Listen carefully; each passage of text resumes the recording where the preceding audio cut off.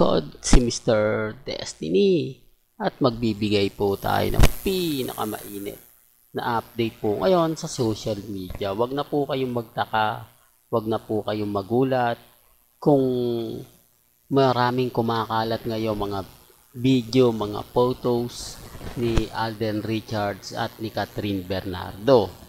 Ito yung base po sa mga nakakalap kong impormasyon. Matagal na po itong mga video na to. Ito po yung Hello Love Goodbye Part 1. Dahil meron nga po raw Part 2. Tapos ayaw ni Catherine na magkaroon ng issue kay Julia Barreto. Alam nyo naman po na etong si Julia Barreto ay talaga naman pong kumbaga masasabi natin na halos karamihan talagang nag-trending yan, di po ba? Bukod po kay Andrea Brillantes, di po ba? Kaya nga sinasabi ko sa inyo to para alam din po ninyo kasi marami nagko-komento. Nako, Mr. Destiny, trending ngayon ang ang cut din.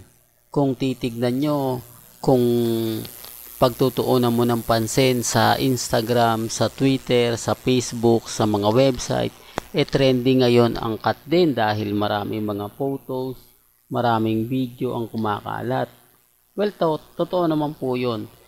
Base nga po sa pag-iimbestiga natin, yung mga natatagong mga video, mga photos na hindi po nilabas dahil ayaw nga po ito ilabas din ni Daniel Padilla dahil nga po kumbaga nagkaroon ng issue na naramdaman nila na mas marami nga pong nanood, mas marami nga pong tumangkilik sa Hello Love Goodbye at tinalo nga po yung House of Us na hindi nga talaga matanggap ng mga Katden fans. Totoo to mga kaaldab.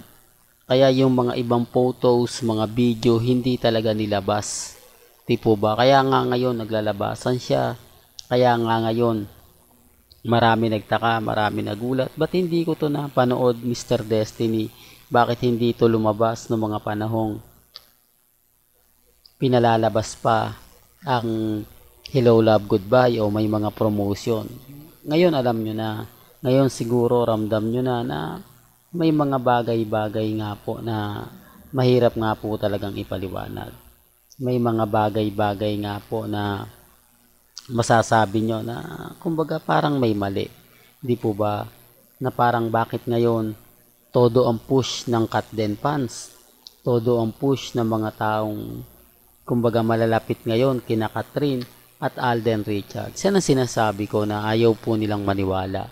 Ito yung pinapaliwanag ko na kapag si Mr. Destiny nga po ang nagsasabi o nagbibigay pahayag, galit sila. Pero hindi po nila alam, totoo po yung mga sinasabi ni Mr. Destiny.